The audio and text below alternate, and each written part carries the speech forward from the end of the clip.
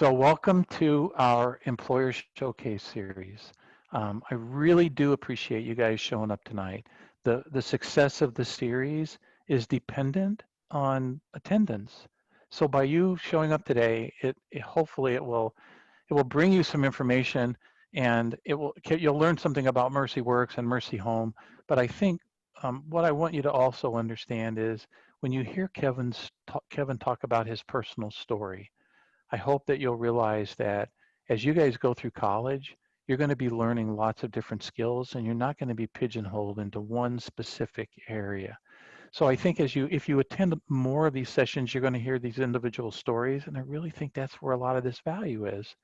I also think that you're going to be able to have Kevin as part of your personal network after this meeting. And anytime you can grow your network, you never know what kind of contacts he has, how he can help you, what kind of advice he can give. And if I know Kevin, and I do, at least for the last couple of years, he's more than willing to help people grow and develop and put them in touch with other people. So without any further delay, I want to ask you a couple of things. First of all, this meeting is being recorded. So if you don't want to be recorded, I'm sorry, you'll have to just kind of leave the meeting.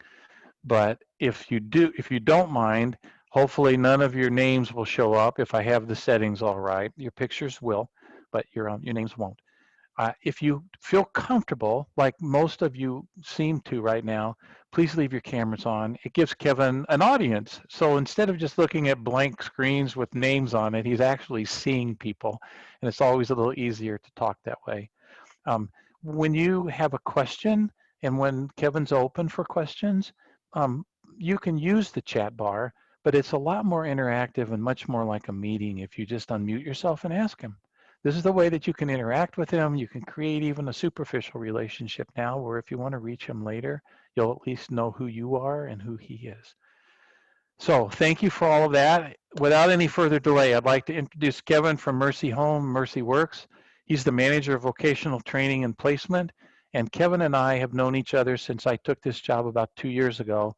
And it's developed into a friendship, not just an acquaintance. So I think you'll be as impressed with Kevin as I am. And Kevin, meeting's all yours. Great. Thank you, John. Thank you, everyone, for being here. Thank you for those who have their cameras on, and for those that don't, no worries. I know there's a lot, going on, and I appreciate you being here as well. I hope you guys are patient with me. I prefer to be in person. Obviously, this is appropriate given the circumstances. It's just a little bit harder for me to read a room, and I prefer to just talk in person. But now I can see some faces, and hopefully my cadence and everything is good. If you think I'm speaking too fast at all, or if you need me to slow down, let me know.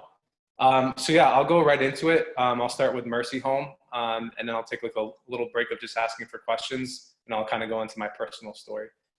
So as John mentioned, I'm the manager of vocational training and placement at Mercy Home for Boys and Girls. That's just a fancy title for what I do is for all of our former residents that used to live at Mercy Home, I support them with their employment needs. And I can get into more of that later on.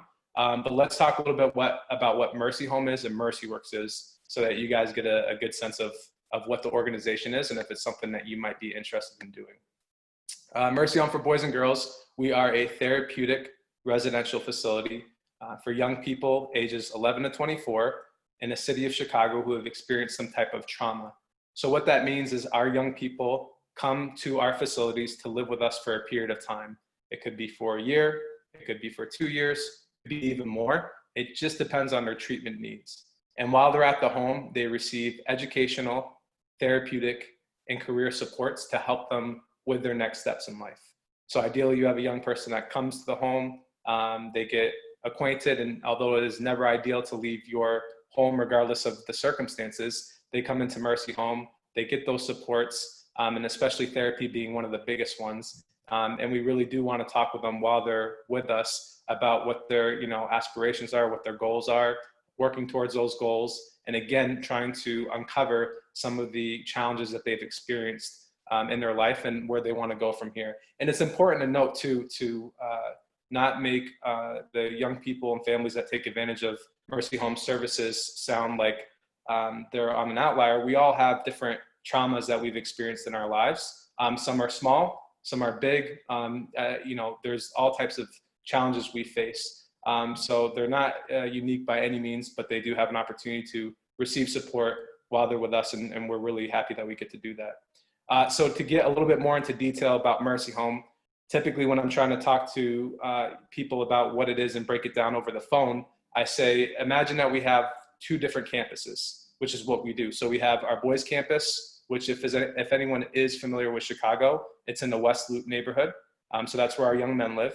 And then we have our girls campus, which is we call the Walsh campus, and that is in the Beverly neighborhood. So we have our young men living on one campus, young women living on another campus, and each campus contains multiple homes for the young people to live in. So imagine, we'll just pretend we're at the boys campus. They are quite different in terms of how they look, but for you to get an understanding of what it looks like, just imagine that you're at the boys campus and you were to walk into Mercy Home. You would see lots of different things in terms of the building, the reception area, and the different departments. But let's imagine we're going into one of the homes. So imagine you see, and it's all in one big building, so it's kind of hard to understand unless you're actually there, but we have doors to each home. And so imagine you open up one door and you're going into a home. So what does this home contain? Well, each youth obviously lives in a home, and each home maxes out at 10 youth. So that means that there's no more than 10 youth living in that individual home. And the homes are on age ranges. So we would have a home for our 11 to 14-year-olds, a home for our 14 to 17-year-olds, and a home for our 17 to 20-year-olds. So imagine that all the homes are quite similar. So we're walking in, we open up the door, and we walk in, and we're going to go into the 11 to 14-year-old home. And we walk in, and the first thing we see on our left is the staff office. So the staff office is where all of the direct care staff that are doing work with our kids, respond to emails, any type of paperwork they need to do, just all the logistical things happen in the staff office. And as we continue to move forward, we would see the living room, which is quite large, and there's a big TV, couches, just like you would see in any home. To the right of that, we have the computer area for the kids to work on their schoolwork. And to the left, we would have a big kitchen beyond the staff office, a big kitchen with an oven and a fridge, and again, just like any other kitchen.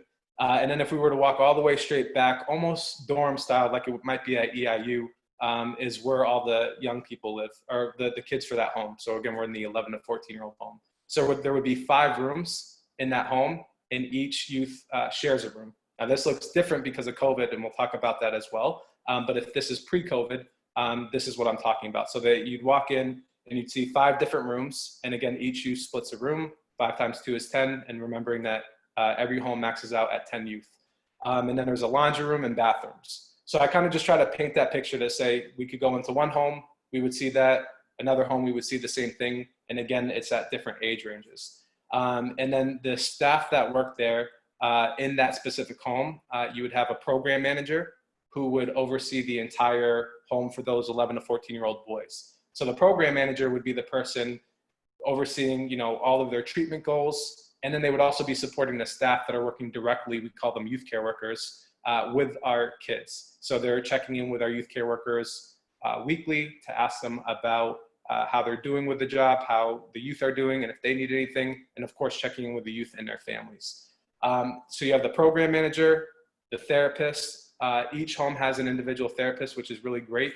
The therapist does individual therapy once a week with the young people. They do family therapy with their families and group therapy with all the young men, the 11 to 14-year-olds in that home once a week. So they're receiving a lot of therapy, a lot of support in that regards. And then there's a day coordinator, which I won't go into. I'll try to skip some titles because it's a little bit too much information, but they're the backbone of the home where they do a lot of the paperwork, a lot of the logistical things that kind of keep the home, that individual home running. And then you have 4 youth care workers. So this is where you guys might want to pay attention because the youth care workers are where you, coming right out of college, this might be a really good position for you. So for a youth care worker, you are working with those 11 to 14-year-olds on a day-to-day. Every single day when you come in, you're getting them kind of through the daily structure. So the majority of your shifts as a youth care worker will be from 2 p.m. to 10 p.m. And then you'll have most likely one day during the week where you'll work a morning shift. And that could be from 8 to 3, whatever that might be. But you do work obviously 40 hours a week. And so that's your schedule. Majority of your shifts are 2 p.m. to 10 p.m. And as I stated, as a youth care worker, you're kind of going through the daily schedule for the youth. So let's pretend it's a school year. I won't go into summertime. I'll just do school year so it paints a little bit of a picture. So let's say you get into your shift on a Monday at 2 p.m. You walk into the home, you go in the staff office that I mentioned earlier, and all of your boys, since they're in the 11 to 14-year-old range, they're all at school. So it's you and maybe some other staff, and you're following up on paperwork, emails, and you follow through and kind of creating the plan for the day of, okay, we got a lot going on Monday, group therapy and all a bunch of other stuff. So let's make sure we're all on the same page. So you kind of create that game plan. You do any type of paperwork you need to do, email, phone calls, et cetera, et cetera. And then around, let's say 3:34, the boys start to come home from school. They'll trickle in at different times because they go to different schools. And when they come home, obviously you greet them, let them have some time to relax. Maybe they have a snack. Maybe they want to go to the gym. We have a basketball gym on site and all types of amenities. So maybe they want to take advantage of that, or they just want to relax in a room before dinner time. So what it will be like is once dinner time hits, that's kind of in a way to look at how the structure starts for the evening. So dinner time goes from 5 p.m. to 5:30 p.m. And what you'll do at dinner time, you and all of your fellow youth care workers and any other staff that are working that evening will leave your home with your 11 to 14-year-olds, max out, remember, at 10 youth. All of you guys will go, and you'll go to the cafeteria that's on site. So you go into the big cafeteria where all the programs or homes, we use the word programs and homes interchangeably, but I'll try to just say homes, where all the homes will go down into the cafeteria with their staff and youth and eat and have dinner. So you'll have dinner from 5 to 5:30, then you'll go back to your home and get ready for study time. So study time takes place from 6 p.m. to 7:30 p.m. So you get about a half an hour of transition time from then until study time. And there's a good chance that the majority of your youth are going to have tutors. Maybe not all of them, but some of them certainly will. So and again, this is pre-COVID, we have people that come from the outside and tutor our kids in specific subject areas. So they're volunteers, really good friends of the home, and they're specifically supporting a youth in a subject: math, science, reading, history, et cetera, et cetera. So they would meet with their tutors. You would greet the tutor when they come in, get them with the young person, and then they would start their session. And for any youth that don't have a tutor, you can certainly circle around and make sure they're okay. And in general, you're just making sure that the space is good. People are focused. Sometimes, that age, people can get, the youth will get a little distracted. So just making sure that they're staying focused and they have what they need for study time. After study time, the tutors that are there will leave, and then you'll get ready for, it's been a while since I've done this one, so what happens after study time? Chore time. So chore time, and it's not always exactly like this, but this is the general outline. Chore time will go from 7:30 p.m. to roughly 8 p.m. And chore time is exactly what it sounds like. Each youth is assigned a different chore inside the home. So one of your youth might have the bathroom, another might have the kitchen, living room, et cetera, et cetera. And you as a staff would get them the cleaning products that they need and support them with their chores. Some youth might not know how to do a certain chore, so you would work with them on that. And just making sure that they get that chore done with. And then at 8 p.m., that's what we would call free time. Now, free time is an opportunity for the youth to, as I mentioned, take advantage of some of our amenities on campus. So maybe they want to go play basketball. Maybe they want to go play soccer in the soccer building. They want to go to the weight room and lift weights, the music room and play music, go to Target across the street, go for a walk around the block. Whatever they want to do, that's their free time. For the younger guys, it's a little bit earlier. I think they would probably be expected to be doing their what we call hygiene time at 9:30. So from 8 to 9:30, they have free time. And then at 9:30, they have to be in the bathrooms for hygiene time, brushing their teeth, showering, getting ready for bed. And then lights out would probably be 9:45 or 10. My guess is for the younger guys, 9:45. And then it's lights out. And then you, as a youth care worker, you've kind of gone through the day with them. Then you go back into the office, you type up your notes. Many teams will do a transition summary, which essentially kind of recaps what happened during that shift. Any moods, any behaviors, any issues, any great things that happen, all those things will go into an email and you'll send it out to the team. You will then wait for the overnight to come in. The overnight comes in at 10 p.m., probably get there around 9:50 to lead to some transition time. And then you'll communicate with overnight, say, hey, here's how the shift went. You should be fine, or you should look out for this. The overnight works from 10 p.m. to 8 a.m. So we're open 24 hours to make sure that the youth are fine when they're asleep. And if they obviously need anything, they have the support of the overnight. So then you leave and then you come back and you do it all again the next day.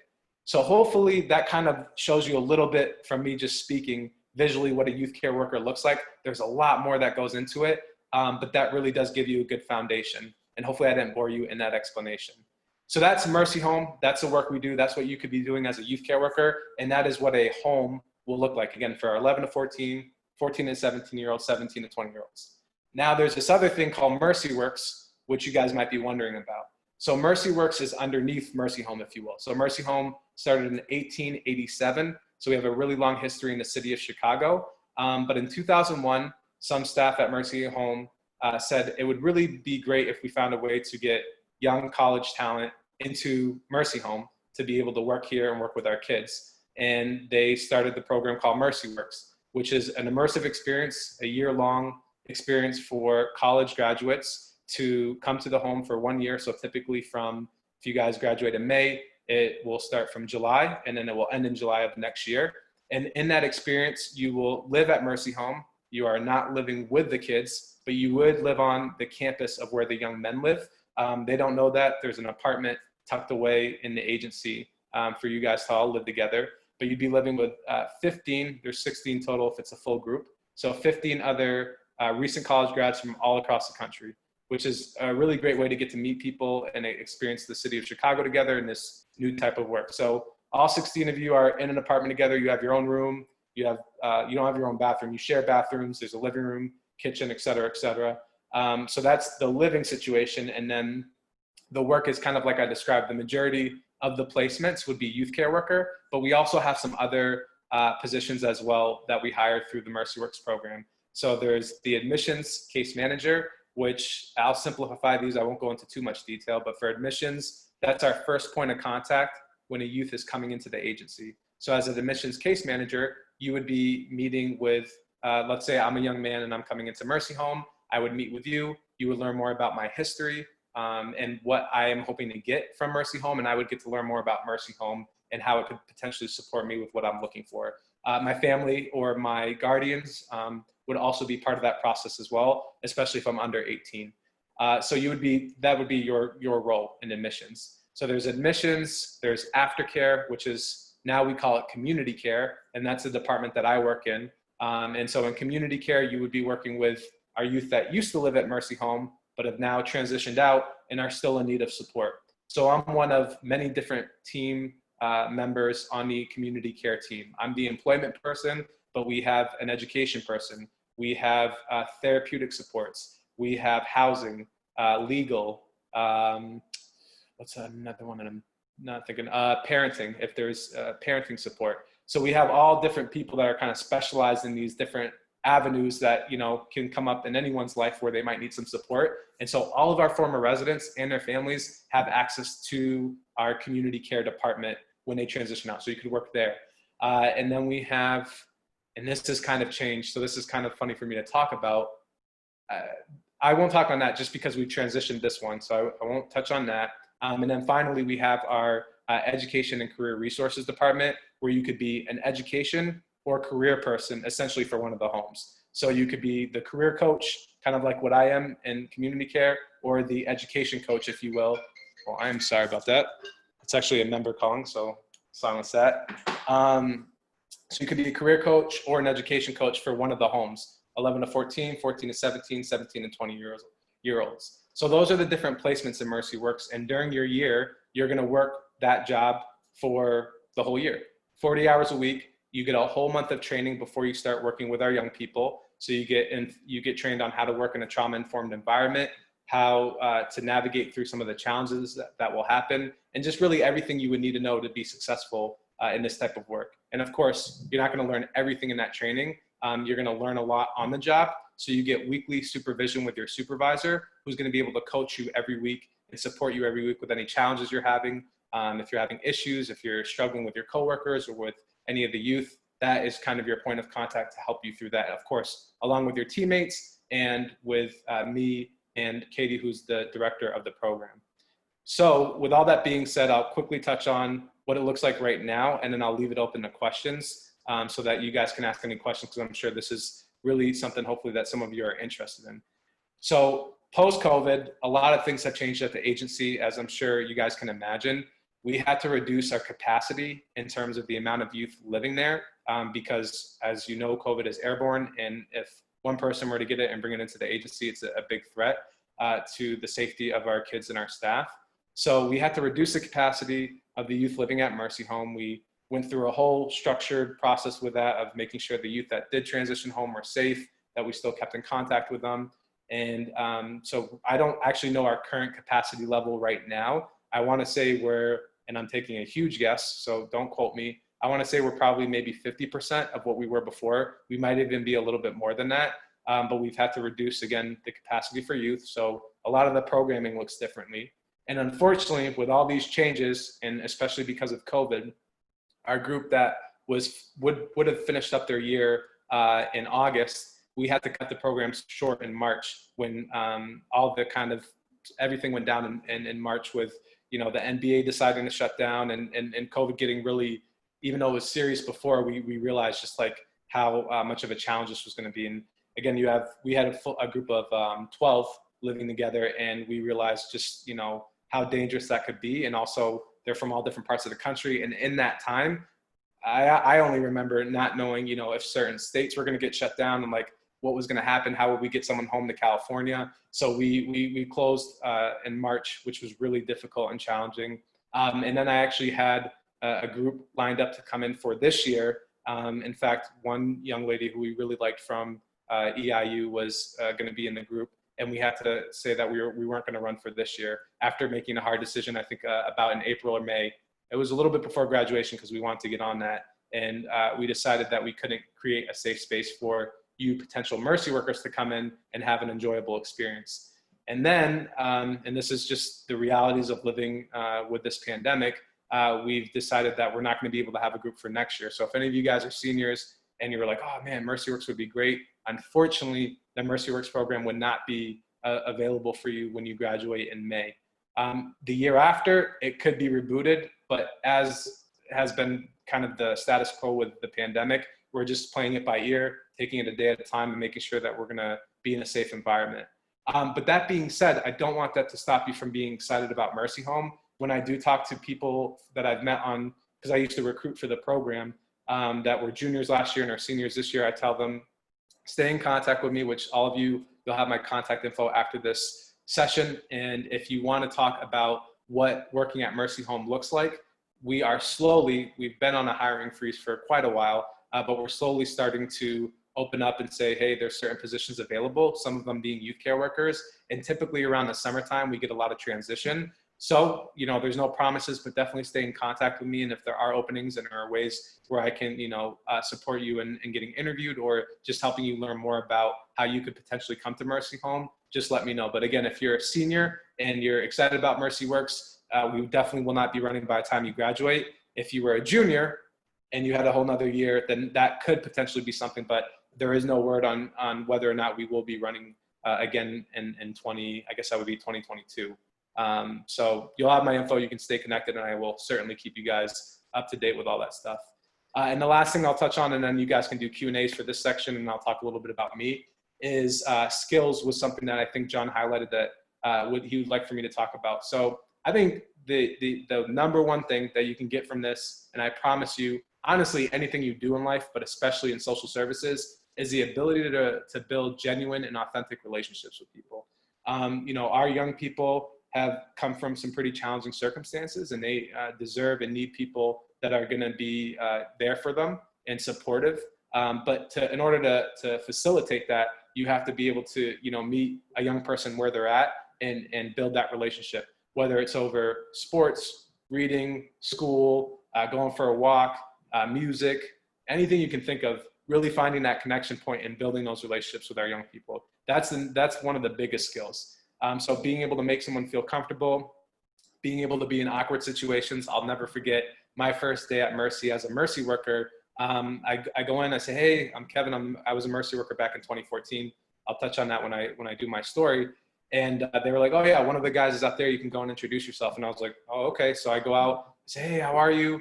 And he was like, oh, hey. And he was just like watching TV, just relaxing. And so I was like, oh, okay, I'll just be around if you need me. So like, it can be awkward at times because you're starting to, meet people and learn stuff, but being okay with that, right? It takes time to build relationships. It doesn't happen immediately.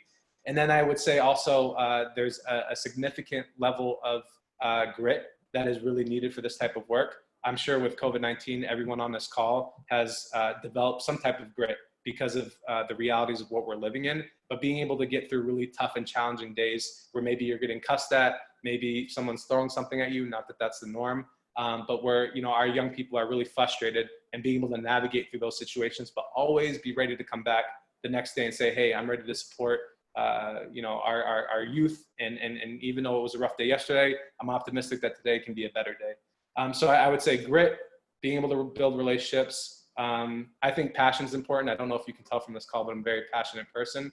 And I think having a passion for the work and our kids and family is really important. And empathy, I would close with that. Having empathy to know that, again, you have a really bad day with one of your youth or whatever it might be, but knowing that, they're going through their challenges as well, and you are there as a professional to support them and just, meet them where they're at. So I'll close with that. And I'd love to hear if you guys have questions. There is no pressure if you don't, because I can go into my kind of life journey after this. But if you guys have questions, feel free to unmute yourselves and I'll do my best at answering them. Kevin, in the past, when the youth workers or at Mercy Works were there for a year, do they live, of course, with, at the residence, and they get a month worth of training. Is that month considered part of the 12 months that they commit? That's a great question, John. Yeah, let me go just a little bit more into that. So yeah, your month-long training will be part of that year-long experience. It's not outside of that. So you get that month-long training. We also go on five retreats with you all throughout the year, where you get a chance to get away from work, recharge your batteries, and the program. And again, a lot of this might change if we even reboot. I can guarantee you a lot of this stuff might look different, just because it'll be so much time that has gone by since we've done it. But the program as it is today is built around 5 program values: social justice, community, professional development, spirituality, and oh wow, this is how long I've done this pitch. Let me try one more time. Social justice, spirituality, community, professional development, and sustainability.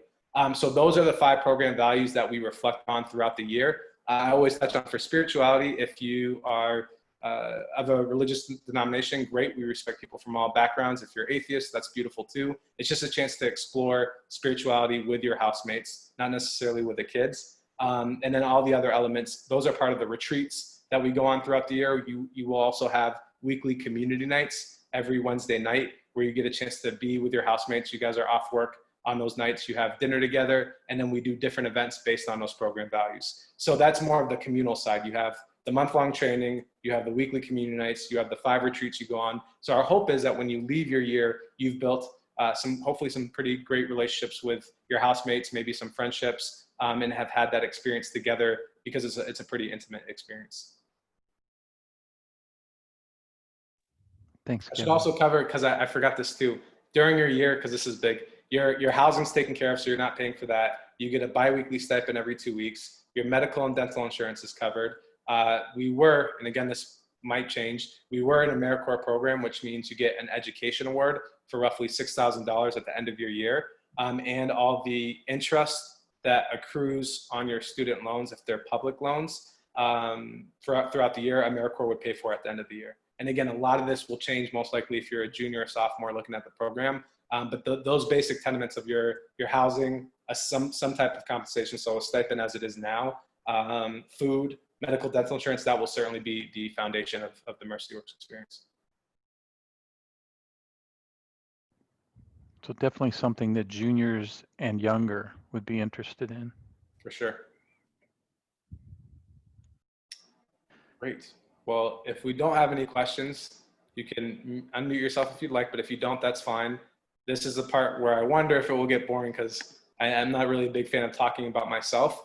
But hopefully through this quick story that I share, you can kind of learn a little bit about my journey. I think John hit on something really big, which I hope, if you can leave with anything tonight, it's number one, what I said before, that any type of work you do, but especially social services, being able to build relationships with people is absolutely critical. So that's a really great skill to have. So those social skills really, come to play in making an enjoyable experience in the field of social services. And then another point, which hopefully touches on when I talk about my story, is your life will take a lot of turns. You've already learned that in, the lives you have already lived, but like, especially when you start working and finding a career or a job, the things you are looking at now might be completely different. And I think the biggest thing, this is my opinion and perspective, is to be open to what is out there. Because when you're open to it, you'd be surprised what can happen. So I'll share my journey. And again, I hope I don't bore you guys to sleep or I see more videos go off, but hopefully this is somewhat interesting so you can kind of see my life. So we're at 5:32, so I'll start from kind of the beginning. So I'm from Manchester, New Hampshire, which for some of you might not know, it's all the way in the Northeast, about an hour outside of Boston. But that's where I was born and raised. I lived the majority of my life there. And growing up there, I grew up in a low-income household, single-parent household. And so for me, growing up, I was not really sure of exactly what I wanted to do and kind of what I would pursue, but I knew that I wanted to do something where I could like help people. For the longest period of my life, I really wanted to actually become a police officer. I was really inspired by the idea that you could like help people and create change. And I know there is a lot of very important conversations and dialogue around policing in this country, and I think they're very needed. But at that time, for me, even though these things were still going on, I was really passionate about just being able to be in a space where I could help people. It was something that I really, really cared about. So that was kind of always really, really big to me. But growing up and going to, high school and all that good stuff, I honestly was never that academically motivated. I really had a big shift as I got older. So I didn't really know what I was looking for in colleges. And obviously you guys are at EIU, so you're at that stage right now. But for me, when I was applying to schools, I just didn't know what I was looking for. I knew I wanted to study criminal justice because I wanted to learn more about that. And I actually played football in high school, so I knew I wanted to potentially continue to do that. So through my journey in high school and with senior year being there, I decided I would go play Division II football at a small school not too far from where I grew up. So I was super excited about that. I was like, I knew I was never even good enough to like make it to the league or anything like that. But I love football and I love the idea that I could get better through college. And I knew I'd get a good degree in criminal justice and then I would go from there. So when about maybe a month before I showed up to training camp, I actually injured my leg, which really was terrible because it ruined really my experience at the name of the college is St. Anselm College. So before training camp, I'm hurt because I was training and getting ready and I just overdid it a little bit. And so when I get into training camp, I'm already injured. I'm not really able to participate. And for anyone that kind of knows, I think sports culture, but especially football culture, if you're not playing, it can feel like you're in a lonely place. And so I really, really struggled with my experience my freshman year at St. A's. And I didn't really know what I wanted to do. I've never been depressed in my life, but this was a moment for me where I was just really low. The coach that had helped me get to St. A's and gave me a partial scholarship, I felt like I was disappointing him if this didn't work out. I wasn't really happy. I was so close to home and I started having these feelings of wanting to go away and see something different. So all these things were kind of running through my head. And after my freshman year or during my freshman year, I decided I don't want to do football anymore. I'm not really enjoying this experience and I just want to go away and see something different. And I really want to find, because at that time, I was still passionate about criminal justice, but I didn't really know at that moment, which was fine because I was a freshman, I didn't really know exactly what I wanted to do when I graduated from college. So the quick version is I ended up going to a school in Washington, D.C. called American University. And I was really excited about this opportunity because it was my first time away from home. I was excited to just see something different. And especially one thing that AU promoted was their ability and connections with internships. And I figured the best opportunity that I could get for me to figure out what I want to do was interning and volunteering with different organizations so I can figure out my likes and dislikes. And to relate it back to you guys, I highly recommend, whether you're a freshman or a senior, to really try your best, whether it's internships, just working or volunteering, and even doing these things. It's very wise that you guys are doing this right now. Try to figure out what you like and what you don't like. Because it's one thing to learn about a subject in school. It's another thing to like do a job for 40 hours a week. And that's one thing that I'm really grateful for through my experiences at American University, I really got to explore what my talents were, what things that I struggled with, and what I really want to do. So during my time at AU, through those experiences, I had the opportunity to work with young men that were on probation in a group home. I got to work with adults that were coming out of being incarcerated in a reentry center and trying to get ready for their next steps and reintegrate back into society. And then I also got to work in a school, a low-income school in Washington, D.C. with very young children. And through all these experiences, you know, I still had this criminal justice passion, but I was like, man, I really don't think I'm one that's going to be really great as like a police officer or kind of in that role. I see myself, you know, through these experiences, being able to work more directly with people, being able to connect and build relationships and do more of that kind of stuff. And I didn't know exactly what that meant, but I knew I wanted to go that route. And it kind of led me to social services. So when I transferred to AU, I was a justice and law major, and that's what I graduated with, but now I'm in social services. So I didn't have to be, you don't have to stay in a box here, and you learn these skills, you get these experiences, and you can really use them in a variety of ways. The really biggest thing is finding what you're most passionate about. So this is kind of a cool story that hopefully will again touch on the twists and turns to life as long as you're open to it. So my senior year at American University, I had a full-time job, not in the beginning of senior year, it happened more towards the middle of it. I had a full-time job lined up at a nonprofit called Covenant House in Washington, D.C. And they're actually in Chicago. They just came here a couple years ago. They're in New York. They're kind of all over, but they work with youth that do not have homes. And I was super pumped about that. I remember I went, I toured, I interviewed, and I was like, oh, this would be great. I get to stay in D.C. I love the area. I can be in the community, and I get to do this work. So I had that job lined up. I didn't accept it yet, but I was like, going through the process. Do you at EIU, do you guys do like spring break alternative trips or immersion trips at all? Some of you shaking your head, great. So my senior year, we did a spring break alternative trip, and I was all set to go to Cuba.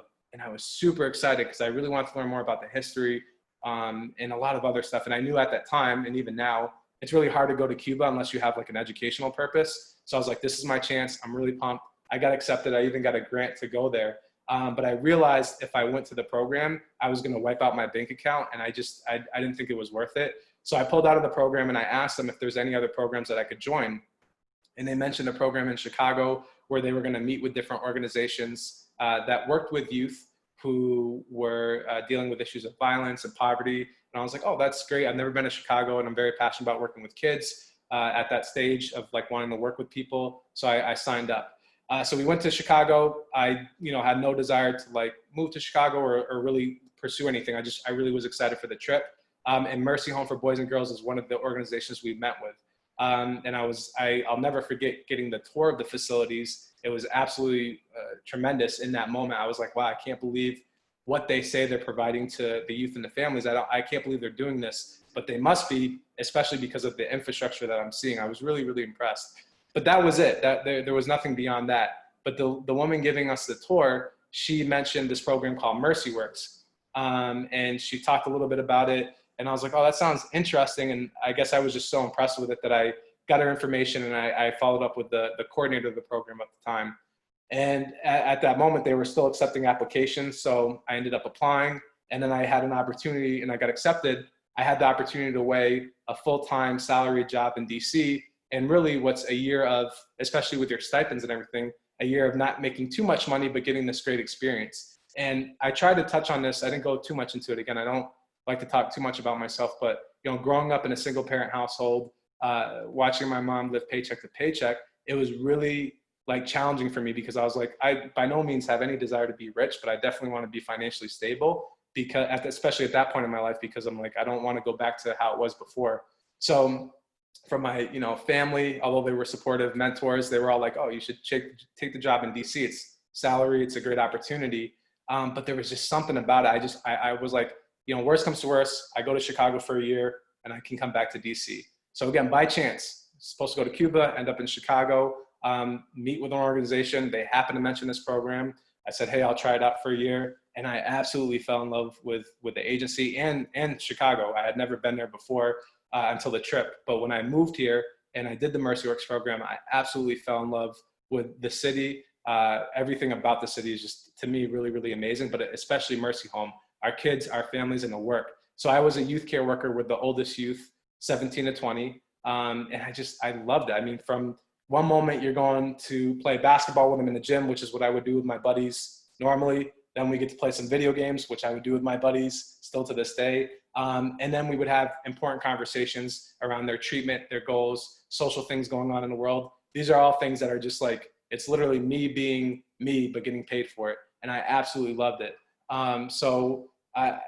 That's, for me, that's obviously, everyone has different experiences. The work is, tremendously difficult. It requires a lot of effort and making sure that you are taking care of yourself. So self-care is another big thing that you want to make sure you do really well. Again, reflecting back on, the pandemic, I'm sure maybe some of you have tried to learn. For me, it's really hard. Like staring at a computer for 8 hours a day is really difficult. So I make sure when I wake up, I go work out in the morning. In the evening, I read. I'm pouring into myself spiritually, like whatever that means for you, but just finding different things that energize you to get you through tough moments is what you would need to do at a place like Mercy Home, because working in residential can be very difficult. So I try to balance that out. I love the work, but it was also challenging at times. So I fell in love with the work. It was amazing. So here I am, a year out of college with a justice and law degree, working in a social services agency, really enjoying the work, not really sure where I want to go next. And so I ended up staying on for for the next year. I said, okay, I'll do this for one more year as I try to figure out if I want to get a graduate degree or what I want to do next. I know I still want to work with people, but I want to do something beyond Mercy Home. I really want to be in the community. That was kind of this passion of mine of like, I want to be in the communities that our kids come from. So for the next year, I worked directly with the older youth as what we call an overnight. I actually explained that a little bit to you, which is kind of a transition. Normally, after your Mercy Works year, you'll become a youth care worker or you'll do a different position. But I wanted to be the overnight because I actually moved to the south side in the back of the yards neighborhood, and I got to do some community work out there. And I really wanted to, obviously I had to find time to sleep, but during the day I wanted to find something where I could really pour into the community.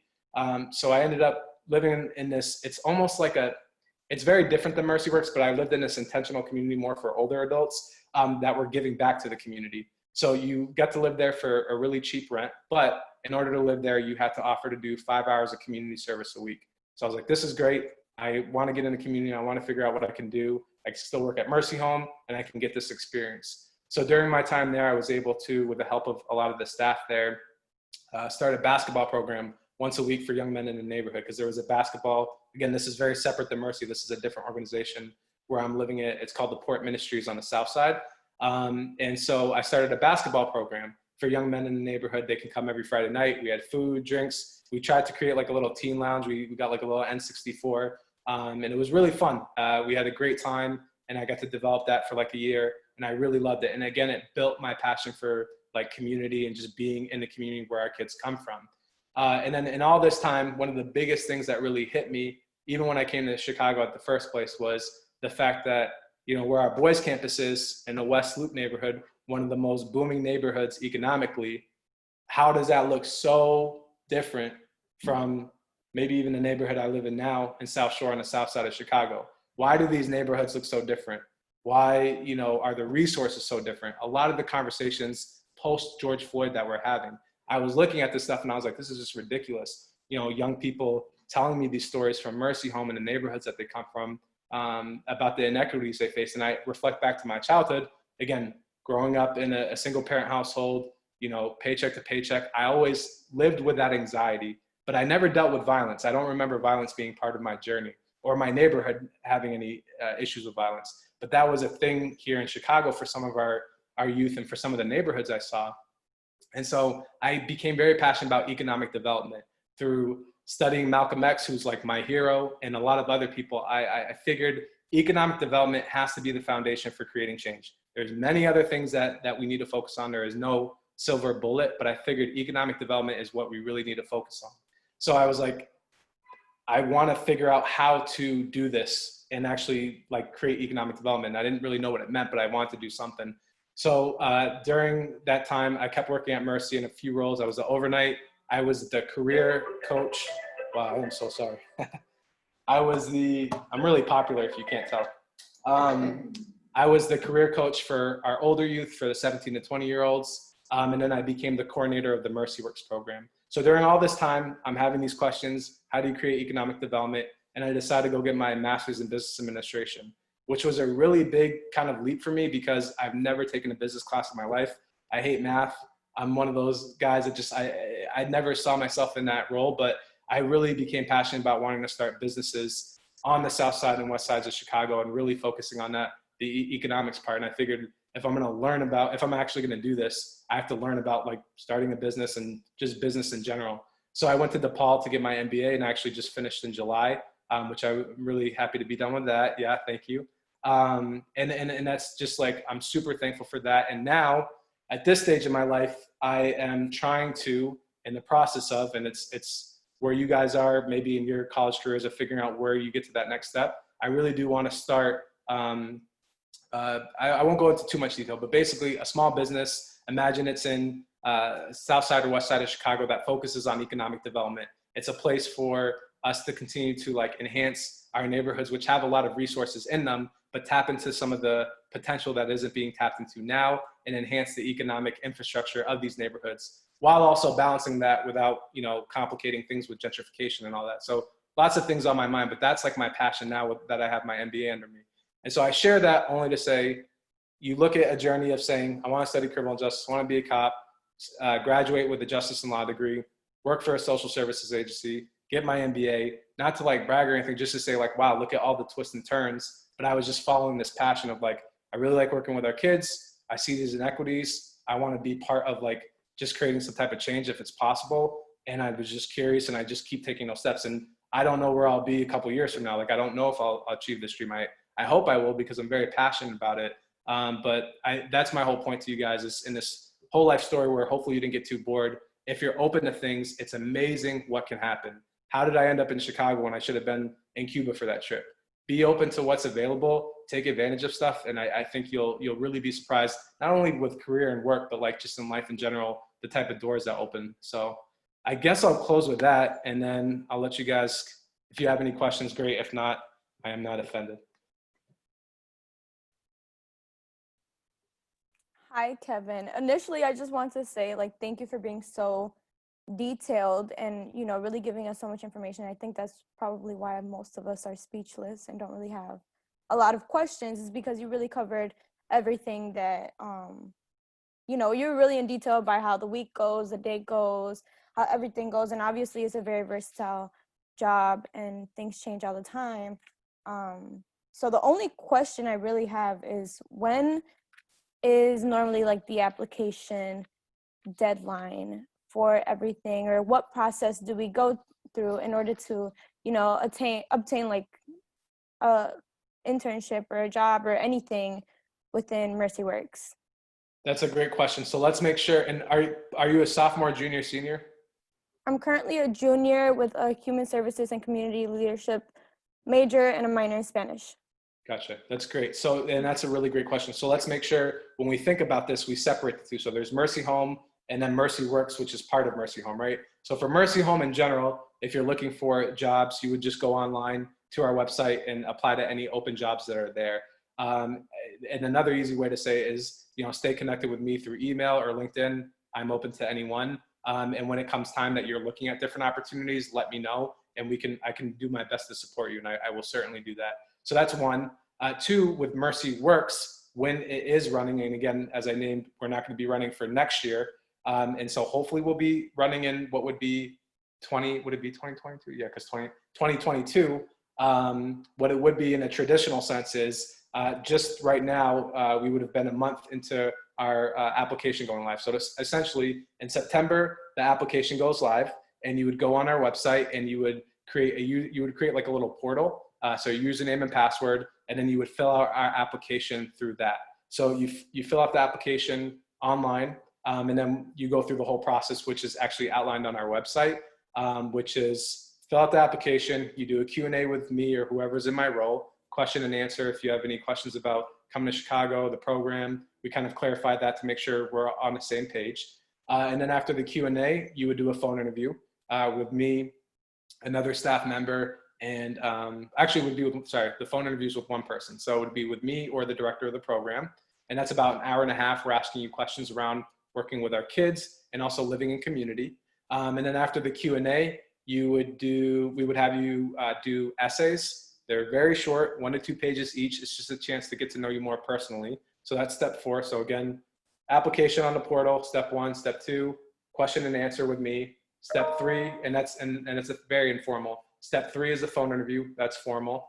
Step 4 is the essays, the 2 essays, 1 to 2 pages each. And step 5, which is the final stage in the application, is for you to come out to Chicago, again, pre-COVID, for an in-person interview. You get a tour of the facilities. You obviously get interviewed, and you actually stay the night in the MercyWorks apartment so you can meet that current cohort, ask them questions, get a sense of if this is something you would want to do. And hopefully from that whole experience, we've gotten to know you, you've gotten to know us, and then we would make our decision ideally within a week or 2 of your coming out for the in-person interview.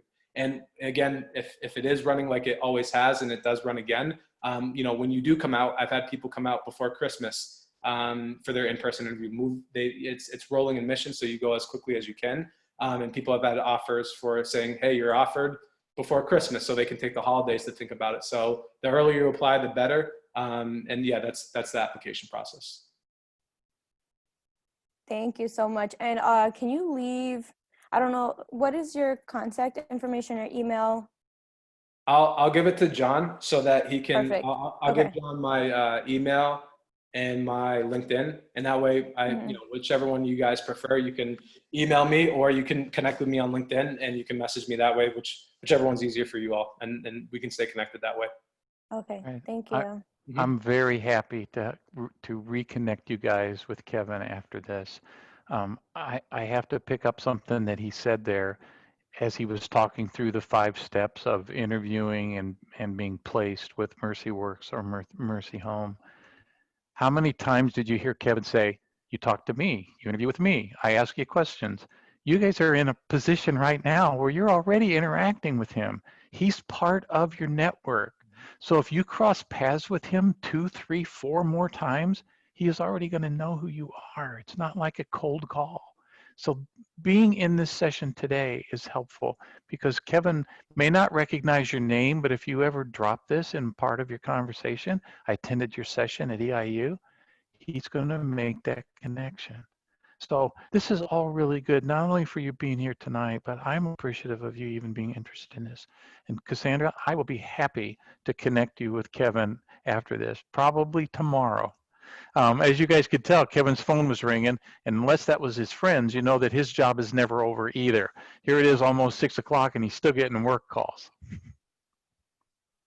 Yeah, and like I said, I'm really serious about that. If you guys connect with me, you ask me questions, I'll respond immediately. That's one thing I appreciated in college when people that were in places I was of interest, if they were willing to connect and meet with me or talk with me, I'm totally open to all that. So just definitely use that to your advantage if you would like.